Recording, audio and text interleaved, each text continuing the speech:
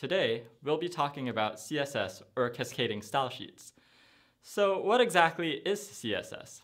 Well, let's break the term CSS down into two parts, cascading and style sheets. Cascading is a little bit more complex, and it's something we'll cover in another video. But for starters, style sheets very much hints at what CSS does. It adds styles to the HTML of a web page, changing how the web page aesthetically looks. This means everything from the font of the text to the positioning of the content on the page, to other cool things like making the corners of a box rounded or adding shadows to text. You can even do crazy things like make things animate on the screen. So how do we use CSS with HTML? Take this poor looking site I just wrote. If Rob were to look at the site right now, he'd probably say something like, "Wow, my introduction looks terrible. Joseph, you're an awful designer. Using the default Times font, Helvetica is so much better." So what might be the simplest way to apply the styling Rob wants? Well, the most obvious way lots of people initially wrote CSS was to put what we call style declarations right in the element itself, using the HTML style attribute. A style declaration simply consists of the HTML element's CSS property we want to change, followed by a colon, followed by the new value of the property, and a semicolon at the end. For example, let's say Rob wants a black border around his introduction. We first put the style attribute on Rob's div here, then inside double quotes put a CSS declaration, border colon 1 pixel solid black semicolon. The 1 pixel refers to the width of the border, the solid refers to the style of the border, and the color at the end determines what the border's color is. If we want multiple styles on an element, write these declarations in sequence. For example, if Rob wants his header text in Helvetica with a blue background and more space around the text, we can do this. Style, font family, colon Helvetica, semicolon, background color, colon, blue, semicolon, padding, colon, 5 pixels, semicolon.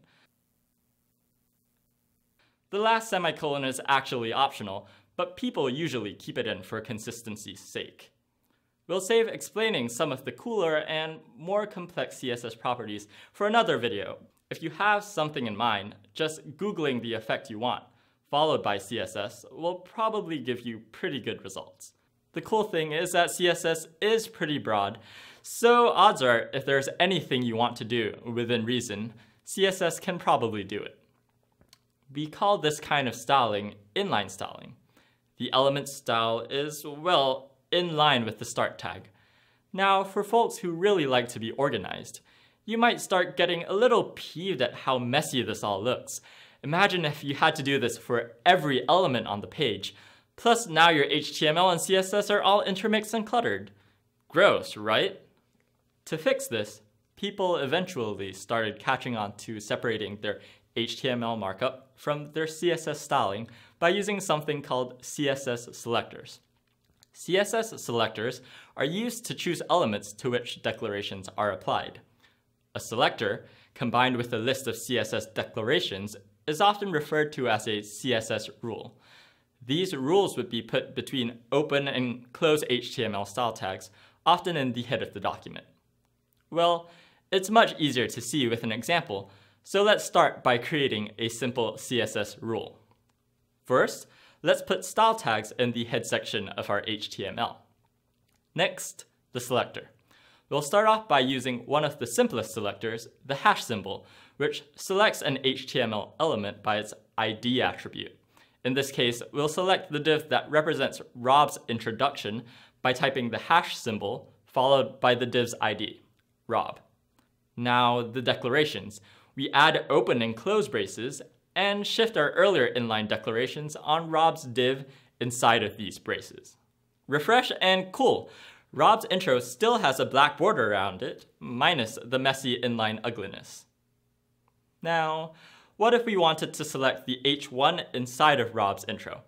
Well, you might think, let's put an ID on it and then move our earlier styles. Now that works, but CSS has other ways of letting you select elements by using what we call combinators to mix simple selectors. For example, a whitespace character can be used as a combinator to specify all instances of one selector that live inside of another selector. That sounds a lot more complicated than it actually is. Here's an example. We'll type #rob, add a space, and follow it with an H1, another simple selector called a tag selector that selects types of elements like divs or paragraphs. The space combines our two simple selectors, applying all CSS declarations in the curly braces, to H1 tags that live inside of the element with ID rob. Just to convince you that it works, I'll change the font color to white, refresh, and look, Rob's header is now white. Now, all of this work goes to show that by using rules instead of inline styles, we can get much cleaner code. In fact, if this style block starts getting a little bit large, I can even pull these styles out into a different file altogether. To include this new file as CSS in this document, I'll just use HTML's link tag. Here, I'm telling it that I'm linking in an external style sheet with the rel attribute and specifying the path to the file with my href attribute. Now, my HTML markup and CSS are organized nicely in completely separate files, which is almost always the way designers prefer working with HTML and CSS. In case you're wondering, the simple selectors include ID selectors and tag selectors like the ones we just saw, as well as class selectors for selecting elements with a certain class, attribute selectors for selecting elements by other attributes like type equals radio for radio button inputs, and pseudo selectors like hover and focus for specifying styling when interactions like mousing over an element occur. The common combinators include whitespace for all children and commas to distinguish selectors. Others you may encounter include the arrow for direct children only, the tilde for all siblings that occur after the element, and the plus sign for the one sibling that comes immediately after the element. By combining these selectors and combinators, you can broaden the range of styling you can achieve on a given web page and write CSS more efficiently.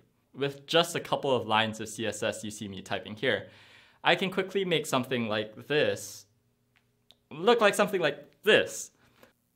I'm Joseph, and this is CS50. Where do I start? Let me do that with that. Look at it. Let me change that wording. Ooh, sorry.